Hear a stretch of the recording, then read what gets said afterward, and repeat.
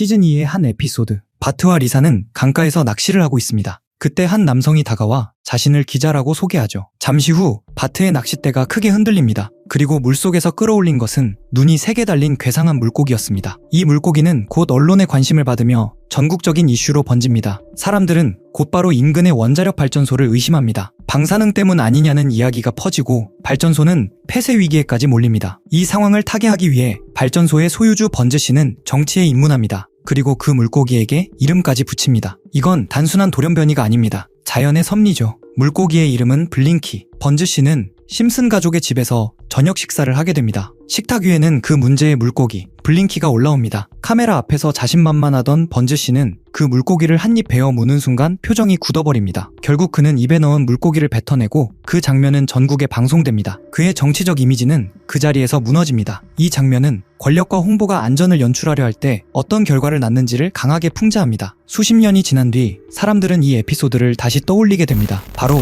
후쿠시마 원전 사고 이후의 일본 사회를 보며 말이죠. 사고 이후 일본 정부는 후쿠시마산 식품의 안전성을 강조했고 일부 공개 행사에서 관계자나 유명 인사들이 식재료를 먹는 장면이 방송에 등장하기도 했습니다. 이는 국민 불안을 잠재우기 위한 정책적 홍보적 시도로 해석되기도 했습니다. 일부 온라인에서는 해당 캠페인에 참여했던 인물들의 이후 건강 문제를 방사능과 직접 연결짓는 주장도 있습니다. 사람들이 이 심슨 에피소드를 다시 떠올리는 이유는 분명합니다. 위험에 대한 의심, 안전하다는 공식 발표, 상징적 퍼포먼스, 그리고 대중의 불신. 이 구조가 너무 익숙하게 느껴지기 때문입니다. 심슨은 방사능 자체보다 안전을 연출하려는 권력의 태도를 풍자했던 것입니다. 위험이 사라졌다는 말과 위험이 실제로 사라진 것은 같은가? 돌연변이 물고기 블링키, 카메라 앞의 퍼포먼스, 그리고 안전하다는 선언. 이건 단순한 우연일까요? 아니면 우리가 반복해온 위기 대응의 한 패턴일까요? 이 장면이 정말로 미래를 내다본 예언인지 아니면 수많은 이야기 중 하나가 현실과 겹쳐 보인 것인지 확실하게 말할 수는 없습니다. 다만 분명한 건 심슨이라는 작품이 현대사회의 불안과 기술, 인간의 선택을 지나치게 정확하게 풍자해왔다는 사실입니다. 그래서 우리는 또다시 묻게 됩니다. 이건 정말 우연일까요? 아니면 심슨이 또 한 번 현실을 너무 멀리 내다본 걸까요? 기술 관련 예언도 있습니다. 한 에피소드에서는 등장인물이 아이폰을 연상시키는 터치스크린 기기를 사용합니다. 화면에는 벌레 먹은 사과 모양의 로고가 박혀있고 아직 현실에는 존재하지 않았던 T9 방식의 문자 입력 기능이 들어가 있습니다. 이 입력 방식 때문에 계속 오타가 나는 모습까지 보여주죠. 나중에 실제 스마트폰이 보급되고 비슷한 기능이 등장하면서 사람들은 이 장면 역시 예언으로 받아들이게 됩니다. 1998년에 방영된 심슨의 한 장면에는 짧지만 의미심장한 화면이 등장합니다. 폭스 스튜디오의 건물이 나오고 폭스사 로고 아래 월트 디즈니의 분신이라는 말이 적혀 있습니다. 당시엔 단순한 풍자처럼 보였습니다. 거대한 미디어 기업들이 점점 통합되는 세태를 비꼬는 장면이었죠. 하지만 20년이 지난 2019년 이 장면은 현실이 되었습니다. 디즈니가 실제로 21세기 폭스를 인수하면서 심슨이 또 한 번 미래를 예언했다는 이야기가 퍼졌습니다. 많은 시청자들이 1998년의 한 컷이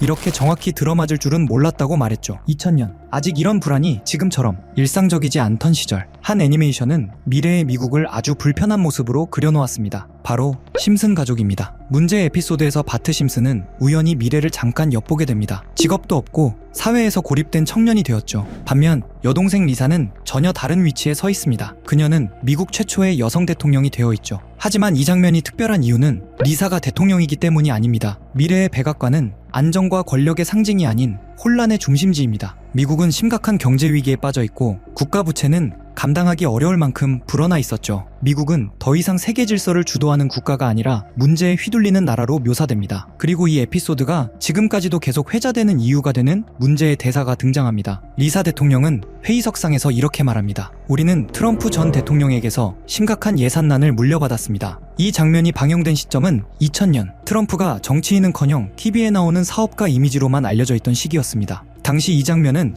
현실성 없는 농담처럼 보였습니다. 에피소드에서 리사는 무너진 국가를 되살리기 위해 고군분투합니다. 하지만 상황은 쉽지 않습니다. 보호무역 정책은 국가를 지키기 위해 시작되었지만 결과적으로는 경제를 고립시키는 선택이 됩니다. 회의 중 리사는 또 이렇게 말하죠. 부유층은 더 부자가 되었고 서민은 더 힘들어졌습니다. 이 대사는 당시에는 과장된 풍자로 보였지만 지금 다시 들으면 묘하게 익숙하게 느껴집니다. 이건 정말 단순한 우연일까요? 아니면 우리가 늘 같은 방식으로 위기를 만들어왔다는 사실을 미리 보여준 이야기였을까요? 코인은 예전부터 음모론적인 성향이 강한 분야였습니다. 비트코인 음모론만 해도 한때 수많은 커뮤니티를 들썩이게 했죠. 저 역시 예언? 음모론, 미스터리 같은 걸 좋아하다 보니 국내뿐 아니라 해외 자료까지 찾아보곤 하는데 영상 준비 중 정말 이상한 해외 사이트 하나를 발견하게 됐습니다. 그 게시물에는 특정 시간대에만 접속 가능하다는 문구와 함께 여러 개의 사이트 링크가 적혀 있었는데 전부 눌러봐도 연결되지 않더군요. 혹시 정말 특정 시간에만 열리는 사이트라면 그 시간대를 하나하나 찍어보면 되지 않을까? 이 생각이 들었고 알람을 맞춰가며 밤낮을 뒤섞어 시도한 끝에 3일 만에 접속에 성공했습니다. 사이트에 들어가자마자 가장 먼저 뜬 건 초대 코드 입력창. 아무리 입력해도 접속되지 않아